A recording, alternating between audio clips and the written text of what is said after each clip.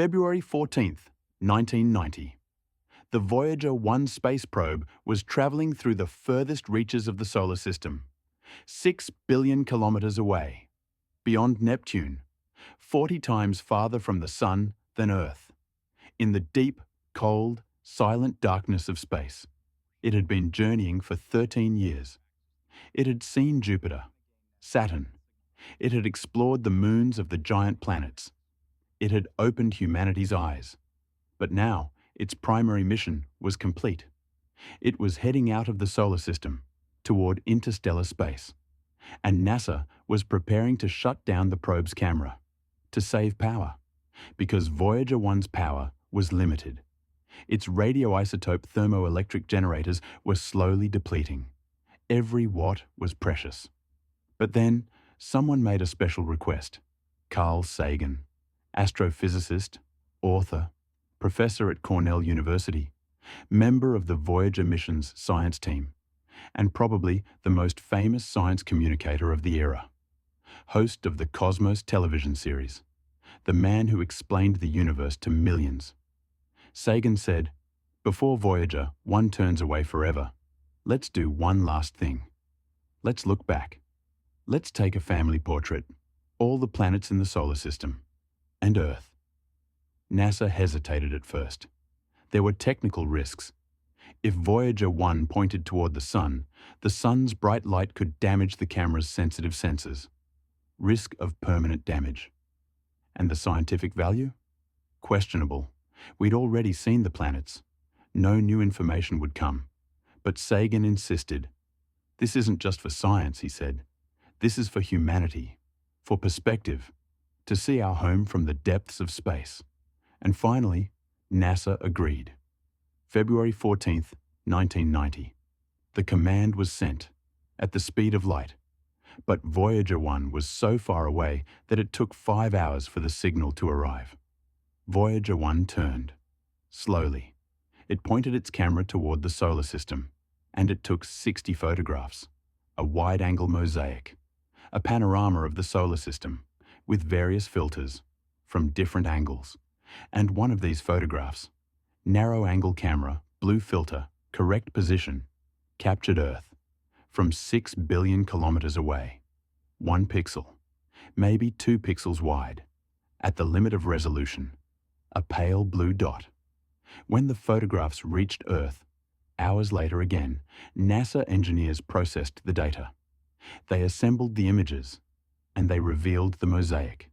And there, in the empty, infinite darkness of space, was that tiny blue dot. Earth.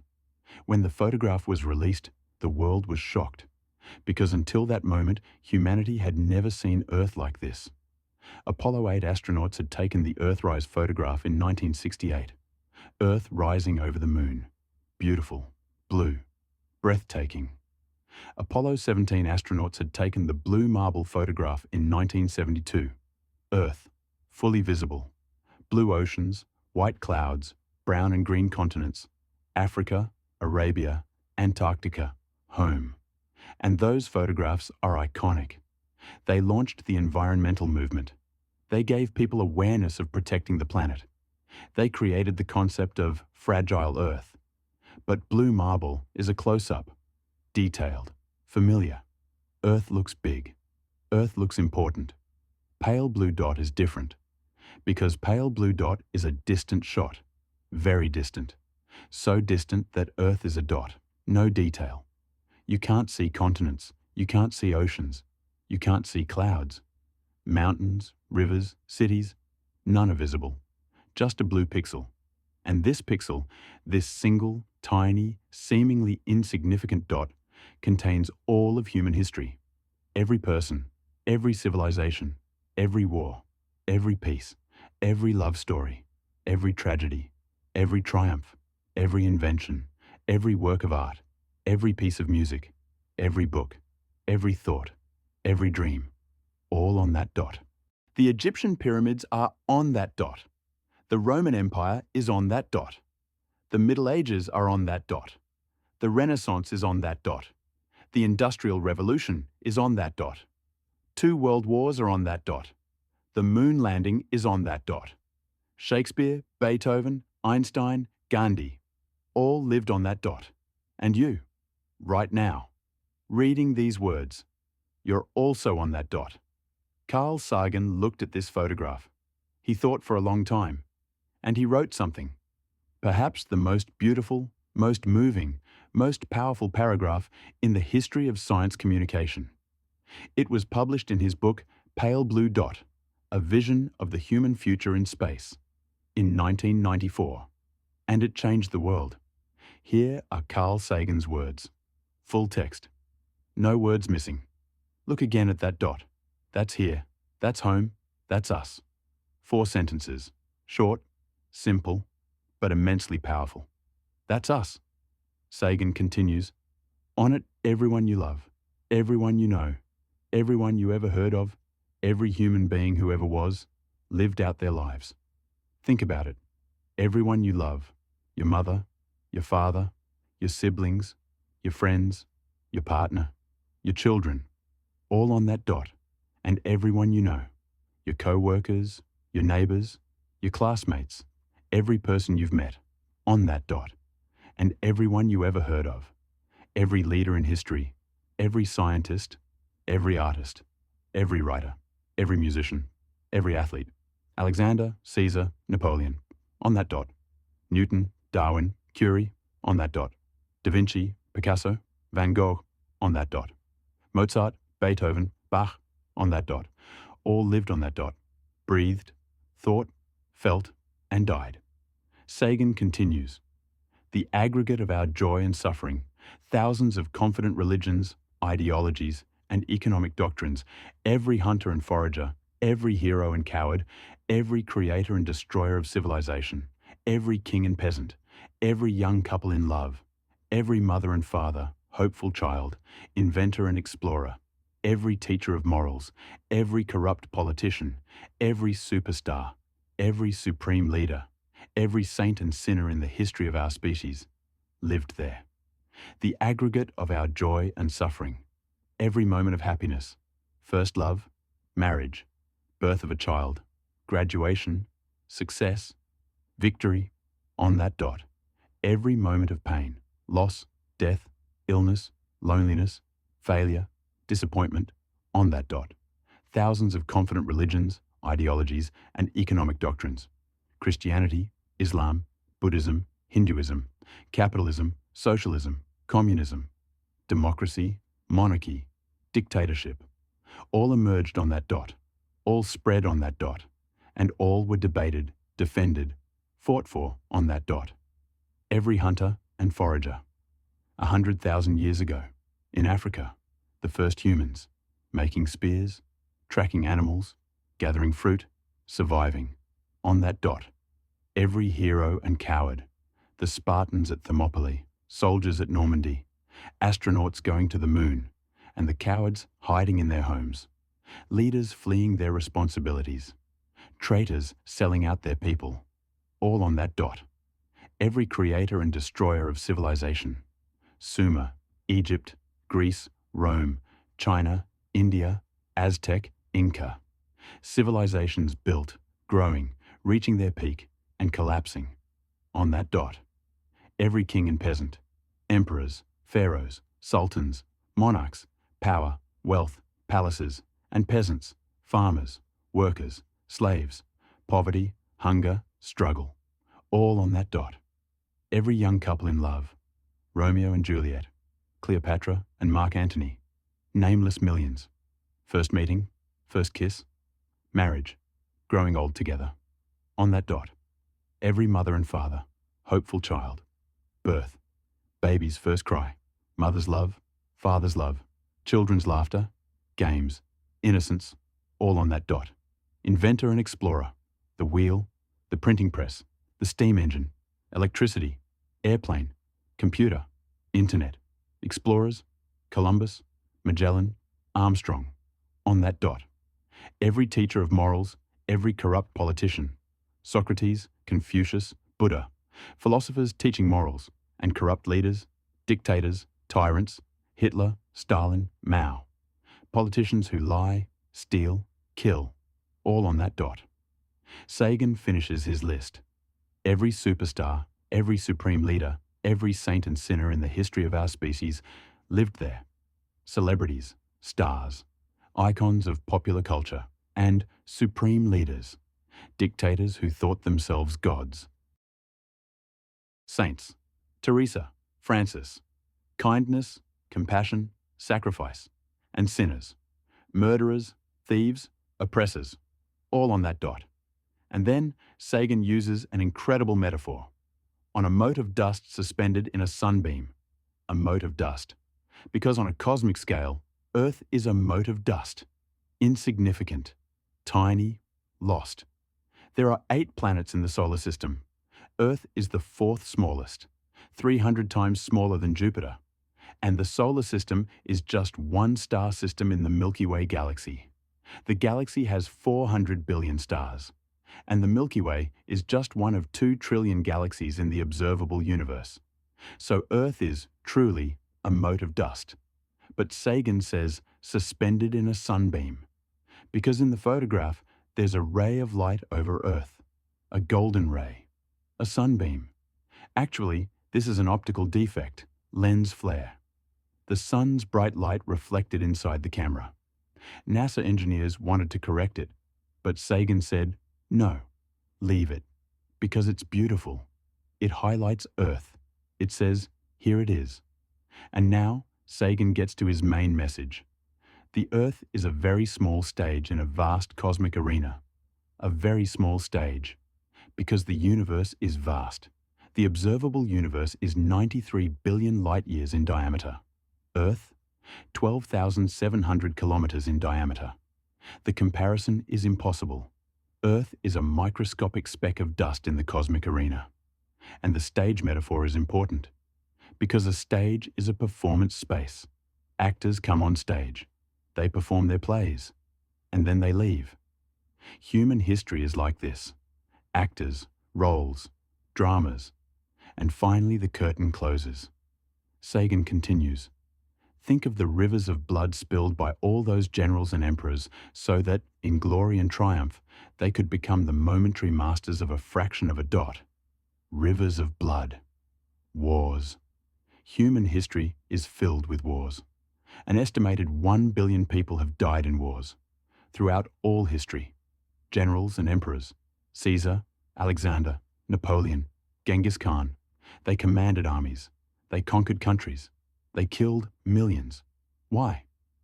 So that they could become the momentary masters of a fraction of a dot. For land, for borders, for power. But viewed from space? No borders are visible. No countries are visible. Just one dot. And they're fighting for a fraction of that dot.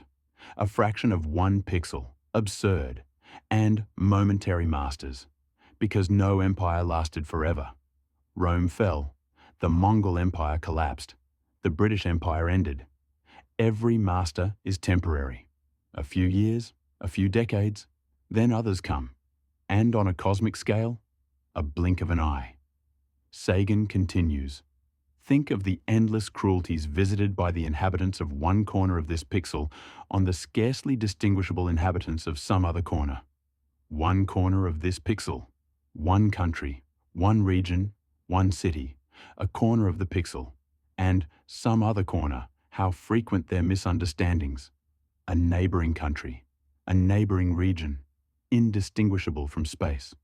But on Earth, borders, walls, hatred, and cruelties, genocides, torture, enslavement, ethnic cleansing. The Holocaust, 6 million Jews killed. The Rwandan genocide, 800,000 people.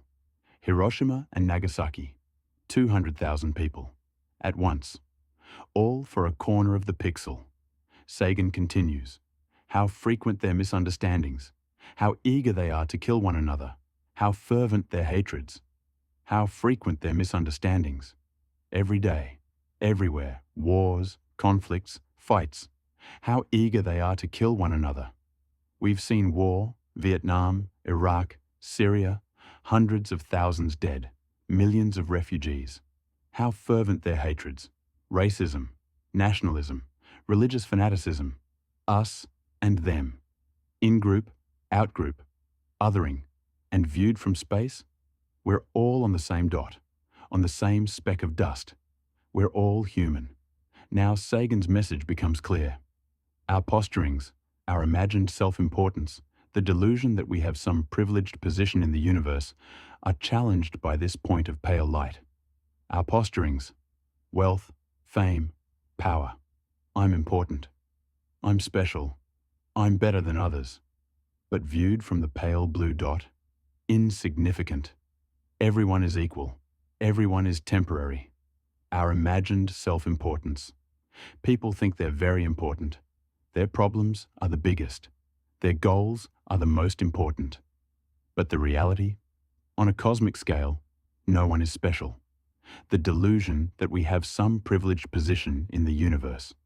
For thousands of years, people thought they were at the center of the universe. Earth at the center. The sun, moon, stars revolved around Earth. Copernicus changed this. Earth is not the center. It revolves around the sun. Then we understood. The sun isn't special either. It's one of billions of stars in the galaxy. And the galaxy isn't special either. It's one of trillions of galaxies in the universe. So our position in the universe? Not privileged, average, ordinary. And the pale blue dot shows this. Sagan continues, our planet is a lonely speck in the great enveloping cosmic dark. A lonely speck, because the solar system is very far from the rest of the universe. The nearest star, Proxima Centauri, is 4.2 light-years away. 4 years at the speed of light, and humanity? We went to the moon, our farthest distance. But Proxima Centauri, unreachable. With current technology, it would take tens of thousands of years. So we're alone. Alone in the cosmic dark. Sagan continues, and this is one of his most powerful sentences. In our obscurity, in all this vastness, there is no hint that help will come from elsewhere to save us from ourselves. No hint that help will come from elsewhere. Aliens won't come. Gods won't intervene. Super powerful beings won't save us. There's only us. 8 billion people on Earth. And solving our problems is our responsibility. Climate crisis? We'll solve it. Or we won't, and we'll face the consequences. Nuclear war threat? We'll prevent it. Or we won't, and we'll be destroyed. Poverty, disease, inequality? We'll solve them. No one will solve them for us. To save us from ourselves. Because the greatest threat isn't external, it's internal. We can be the greatest threat to ourselves. Sagan now reaches his conclusion. The Earth is the only world known so far to harbour life. The only world. We can go to Mars. We can build bases on the moon. But are they habitable?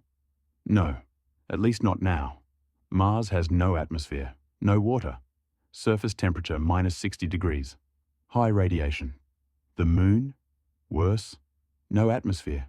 Extreme temperatures. Plus 120 degrees day, minus 170 degrees night. Are there habitable planets?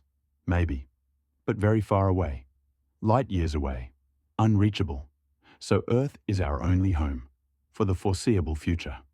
Sagan continues. There is nowhere else, at least in the near future, to which our species could migrate. Visit, yes. Settle, not yet. Visit, yes. We went to the moon. We sent robots to Mars. Maybe a human Mars mission in the future. But settle? Permanent colonies? Millions of people? It will take centuries, maybe 1,000 years. Settle, not yet. The technology isn't sufficient. Resources don't exist. Logistics are impossible. Sagan finishes. Like it or not, for the moment, the Earth is where we make our stand. For the moment, the Earth is where we make our stand. We have no choice. We'll protect Earth, or we'll lose it. And if we lose it, we lose everything. And then, Sagan's most beautiful sentence. It has been said that astronomy is a humbling and character-building experience. There is perhaps no better demonstration of the folly of human conceits than this distant image of our tiny world. A humbling experience. Because when you see Earth from 6 billion kilometers away, you realize You're small. Your problems are small. Your conflicts are meaningless. And humility is important. Because humility teaches compassion, teaches perspective, teaches care. Sagan adds his final words. To me, it underscores our responsibility to deal more kindly with one another and to preserve and cherish the pale blue dot, the only home we've ever known. To deal more kindly with one another. This is the essence of Sagan's entire message.